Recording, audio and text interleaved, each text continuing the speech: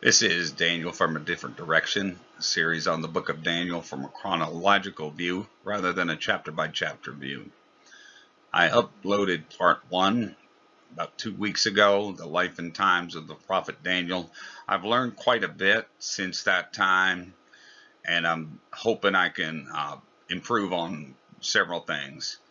Working on part 2 now, the first 4 empires. This is Section A, Babylon and Medo Persia. It was just too long to do all 4 of the empires together. So I will be later next week or so be putting up Grecia and then Rome. Part 3, the sanctuary. Part 4, the divided kingdoms in the medieval church system. And part 5, the culmination of history. Daniel part 2, the first 4 empires. This is in 3 sections. Part A, Babylon and Medo Persia. Some people ask if Daniel actually wrote the book of Daniel in the 6th century BC. We have verifiable evidence. Around 30 AD, Jesus stated that Daniel was a prophet, and we find that in Matthew 24:15.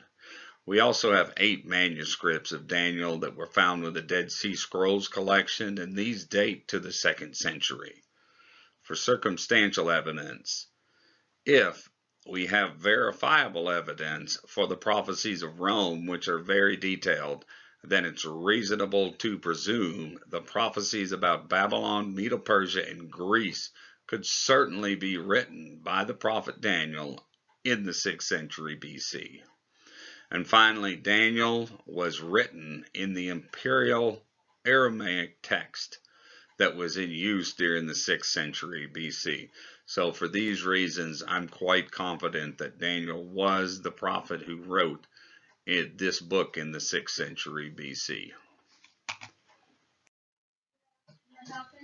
So the book of Daniel contains 4 basic prophecies. In Daniel 2, we see the world empires as lifeless metals. Daniel 2:29, to you, O king, that would be Nebuchadnezzar, as you lay in bed, came thoughts of what would be after this, and he who reveals mysteries made known to you what is to be. Daniel chapter 7, world empires as wild beasts. And a lot of people see Daniel 2 and 7 as parallel visions, basically going over the same empires. Daniel 7:17 and 18, these 4 beasts are 4 kings who shall arise out of the earth, but the saints of the Most High shall receive the kingdom and possess the kingdom forever, forever, and ever. Now, Daniel 8 and 9 operate basically as one unit. In Daniel 8, he's given a vision. But while the angel is interpreting the vision, the last portion of a vision, Daniel basically faints. And so the angel comes back again in chapter 9 and gives him the rest of the interpretation. So Daniel 8 and 9, God's judgment and his kingdom. Daniel 8:19 says, he said, behold, I will make known to you what shall be at the latter end of the indignation, for it refers to the appointed time of the end. So this vision goes all the way to the end. And then we have Daniel 10, 11, and 12. Now this is one vision. In Daniel 10, you see Daniel having basically a conversation with the angels, and the angel is telling him about the vision. Chapter 11 gets into these great conflicts of nations. And then chapter 12 has the prince coming in, saving his people, and the book ends there. Daniel 10 verse 1 says, and the word was true, and it was a great conflict. And that's kind of what the whole book is about. It's a great conflict, and we are all in this great controversy between Jesus and Satan. So these are the 4 prophecies of the book of Daniel. Now there are several rules for interpretation that I want to make sure that we adhere to. In Daniel chapter 2, we have the template for the other prophecies in the book of Daniel. They will all follow that system of Babylon, Persia, Greece, Rome, and divided kingdoms. The prophecies are repeated and enlarged. In chapter 2, we only have a small section, but in chapters 7, 8, 9, and 11, they are expanded. And we also know that the Bible will interpret itself. We have to start with the immediate context and then move out to the surrounding passages and to the rest of the book of Daniel, and finally to the whole Bible itself, especially any words of Jesus that can help us. The world prior to Babylon. In Palestine itself, we had the Canaanites. They occupied the land, the promised land, but they were conquered mostly by Joshua around the year 1400 BC. Then we had the united Israel, we had the era of the judges, and then King Saul, David, and Solomon. After King Solomon, the northern tribes broke off. There was a rebellion under Jeroboam in 930 BC. They broke off and they started their own nation to the north. But they were conquered by the Assyrians around 723 BC. Judah, the southern kingdom, consisted of Judah and Benjamin and a lot of the Levites. But they were eventually also conquered, this time by Babylon in 587 BC. Now we do know that Daniel was taken to Babylon prior to that, but as far as a nation itself, Judah no longer existed after 587 BC. The nations surrounding Palestine included Egypt to the south. They were a great nation, but they weren't much of a military threat against Israel and Judah until the later years of Judah. Aram, or Syria, they were subdued by David.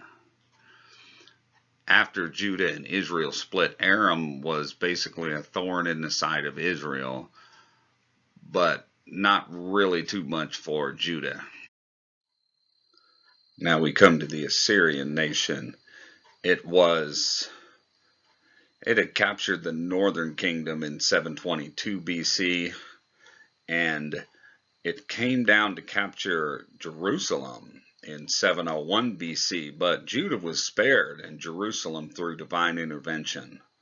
And so that little section there around Judah was the only territory in the region that the Assyrians were unable to capture. And then in 612 BC, the Babylonian king Nebuchadnezzar, he was the father of Nebuchadnezzar, took Nineveh and basically ended the Assyrian nation.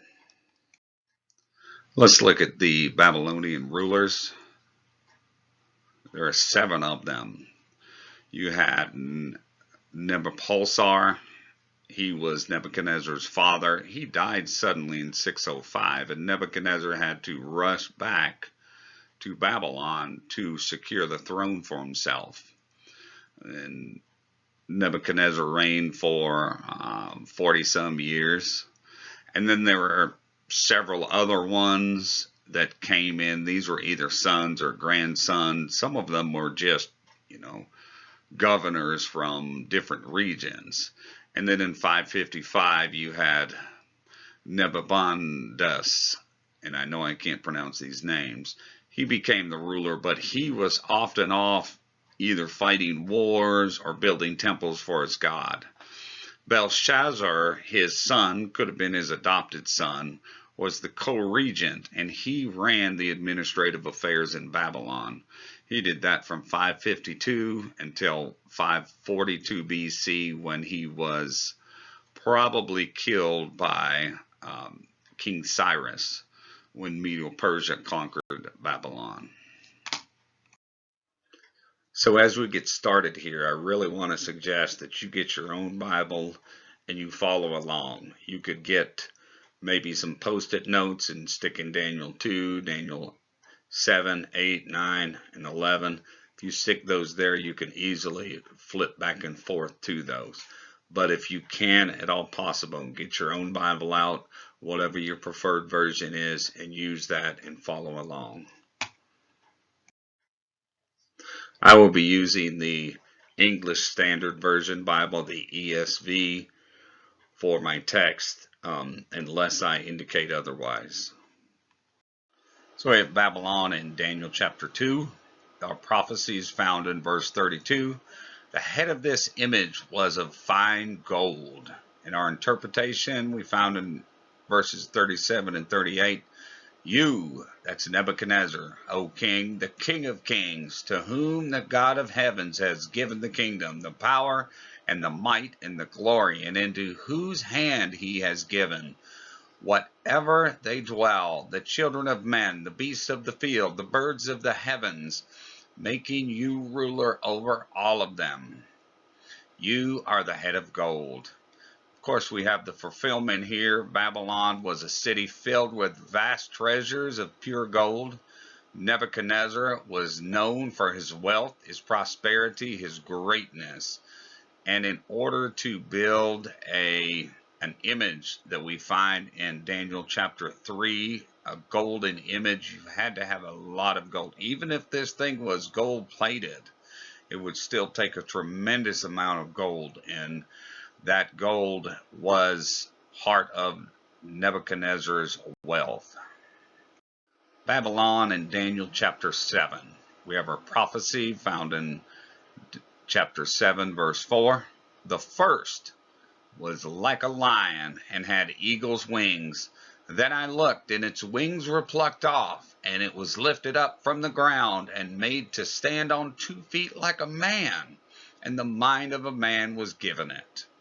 And we have our interpretation in verse 17. These 4 great beasts are the 4 kings who shall arise out of the earth. Now we know Babylon was the first of those 4 great beasts. We have our fulfillment. Babylon was represented by a lion with wings. Daniel, who had no doubt recognized this beast as Babylon. In archaeological digs and finds, they have found the image of Babylon as being a lion with wings. After Nebuchadnezzar, though, the army lost its power and its swiftness, and the empire assumed the status of a weak and enfeebled man when fighting with a lion. Basically, Babylon was defanged near the end of her history. And we know how the history ended with Belshazzar throwing a great party, not worrying about the city, and King Cyrus was able to come in and bring his armies in there and capture that city. Here's our summary of the prophecies of Babylon. It ruled from about 308 BC to 338 BC. It was one of the richest nations ever. It lost its glory in the years after Nebuchadnezzar. King Cyrus conquered Babylon in 338 BC, and we can read about that in Daniel chapter 5. Babylonian Empire is found only in the prophecies of Daniel 2 and 7. In Daniel chapter 8, Babylon was still in existence. However, it was not only in its waning years, but the prophecy of Daniel 8 started in the Medo Persian Empire. And of course, in Daniel chapter 11, Babylon was totally off the scene by then. Now we move on to Medo Persia. Medo Persia had a total of 11 rulers, but only 4 of them are mentioned in Bible prophecy. The other 7 of them were basically in the waning years of Medo Persia, and Greece had already become the dominant force in the region.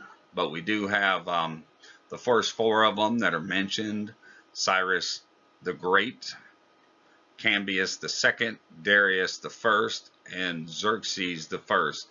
Now Darius was not the same Darius who was the governor of Babylon during Daniel's time there. He was a different king. Xerxes the First was the husband of Queen Esther that we find in the book of Esther. And so he's a very prominent ruler of the Persian Empire. But basically, it kind of goes down after that, and he was defeated in some battles with the Greeks. And so that's why, even though Medo Persia began to reign, the scene has shifted to Greece. Now, the prophecies of Medo Persia in Daniel's 2 and 7, they're rather short. And so I've combined them on one slide.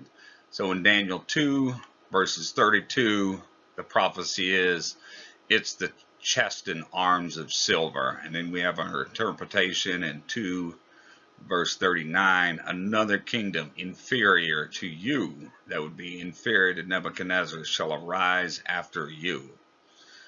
And so, as gold is more precious than silver, the kingdom of Medo Persia was not as wealthy as the kingdom of Babylon. Then we have in chapter 7, verse 5, and behold, another beast, a second one, like a bear. It was raised up on one side. It had 3 ribs in its mouth and its teeth, and it was told, arise and devour much flesh. So our interpretation here is in verse 17, these 4 great beasts are 4 kings who shall arise out of the earth. And Medo Persia would have been the second of those kings. Now the prophecy in Daniel 7 regarding Medo Persia has a little bit more detail.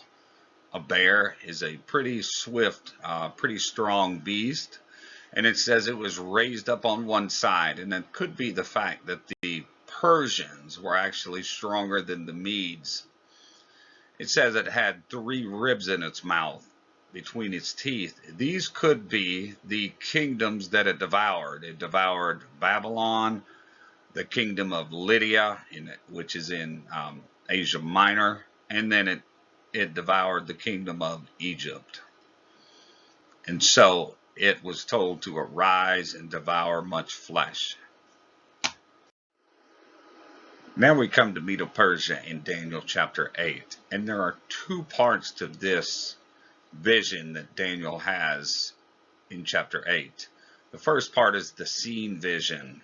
So we have the prophecy in verses 3 and 4. A ram standing on the bank of the canal. It had 2 horns, and both horns were high, but one was higher than the other, and the higher one came up last. I saw the ram charging westward and northward and southward. No beast could stand before him, and there was no one who could rescue him from his power. He did as he pleased and became great. Now we have our interpretation in verse 20. As for the ram that you saw with the 2 horns, these are the kings of Media and Persia. So as we saw in Daniel chapter 7, these 2 horns in Daniel chapter 8 represent Media and Persia. Both horns were high, but one was higher than the other. The kingdom of Media came up first, and the higher one came up last. So Persia came up last, okay, and it also kind of signifies that Persia, being larger, was more powerful.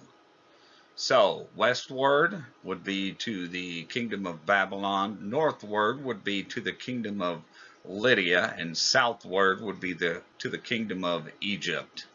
No one could stand in its way.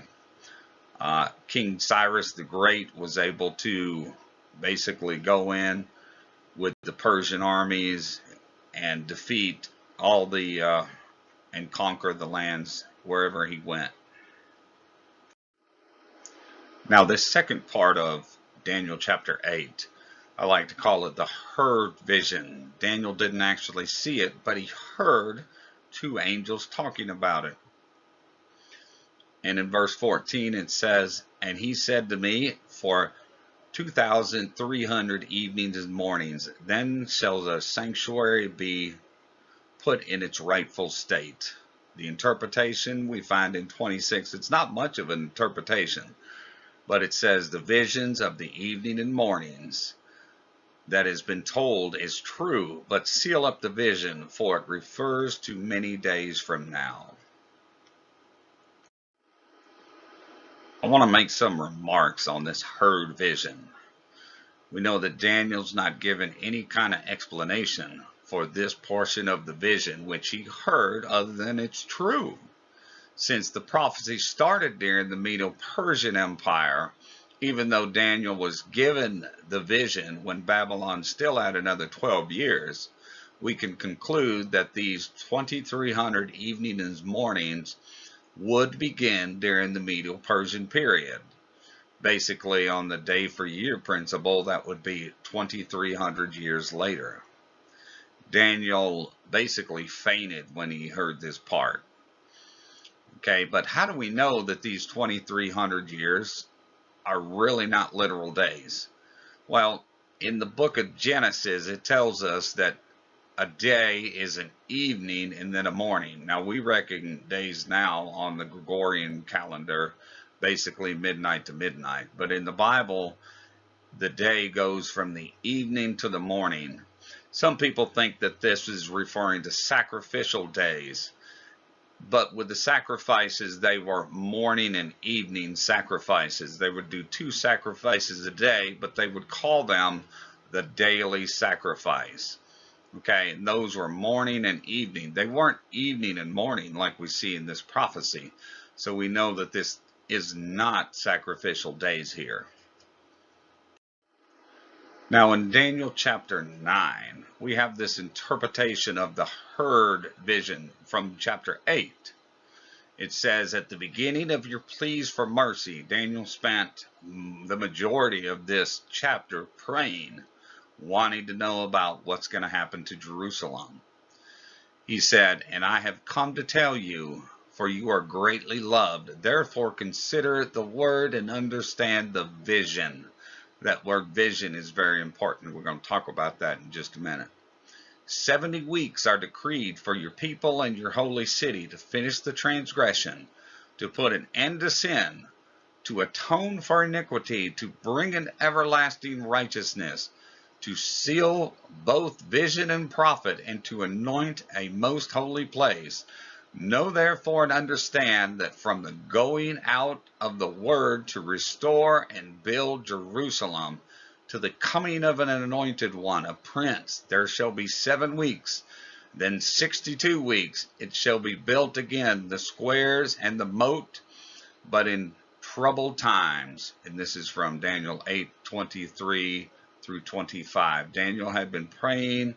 He knew Jeremiah had prophesied that the Israelites would be in captivity for 70 years. He knew that those 70 years were almost up, and he was pleading for God to tell him what was going to happen to his people. And he's thinking back to the vision from Daniel chapter 8, where it said that this was going to be for a long time.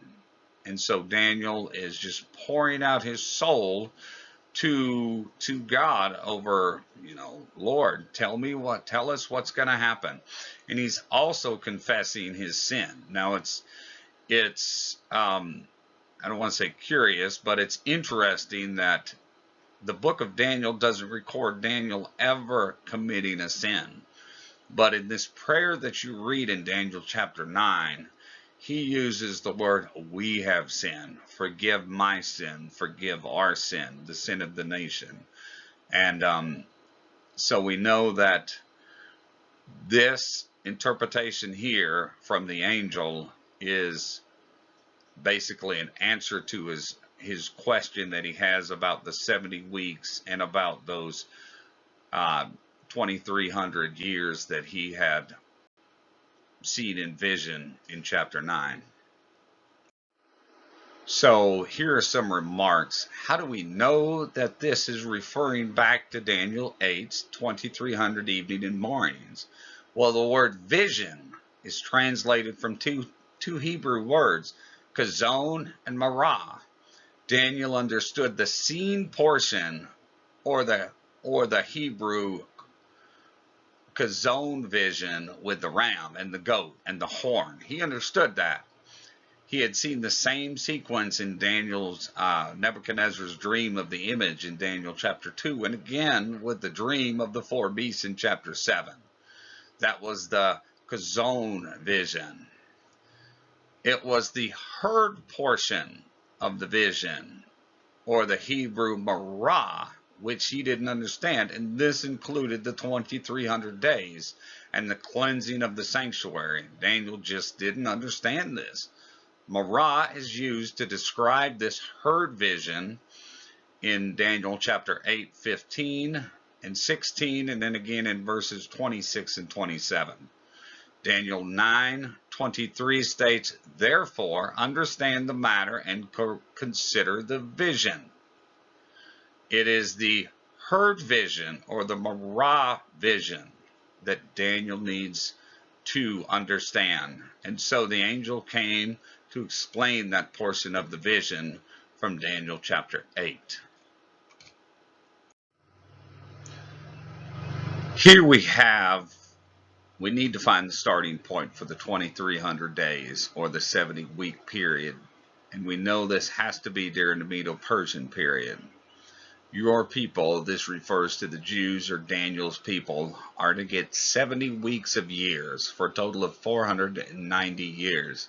This number is significant. Remember, Peter asked Jesus how many times to forgive his brother.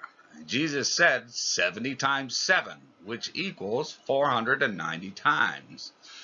God would forgive the Jewish nation for all of those sins that Daniel had been confessing for the nation if they repented and returned back to God. Now, the starting point for this 70-week prophecy would be a command or decree to restore and build Jerusalem, the square and the moat, but in troubled times. There were 3 decrees by Persian rulers regarding Jerusalem, but it was only the decree of the 7th year of Artaxerxes in 457 BC that Jerusalem was fully authorized to be restored. Now we can see that in in Ezra chapter 7. Previous chapters in Ezra will tell you about those other decrees, but it's this one in Ezra chapter 7 that basically gave the right to have the city rebuilt and to have the temple services going on, and then be able to collect their own taxes and things like this. We can see in the books of Ezra, Nehemiah, and Haggai the illustration that these were troubled times. Now, as far as the date, we have 457 minus 49, okay, which equals 1 week. And that brings us down to 408 BC. Jerusalem would be fully functioning autonomous city by 408 BC, ending that first week. Now we'll move on to Daniel chapter 11. And it says in verse 2, "Behold, 3 more kings shall arise in Persia, and a 4th shall be far richer than all of them.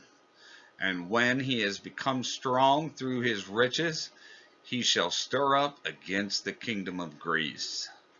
We have our fulfillment. There were 3 kings of Persia: Cyrus the Great, Cambyses II, and Darius I.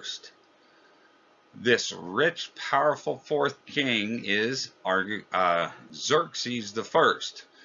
His Greek name was Ahasuerus, Queen Esther's husband.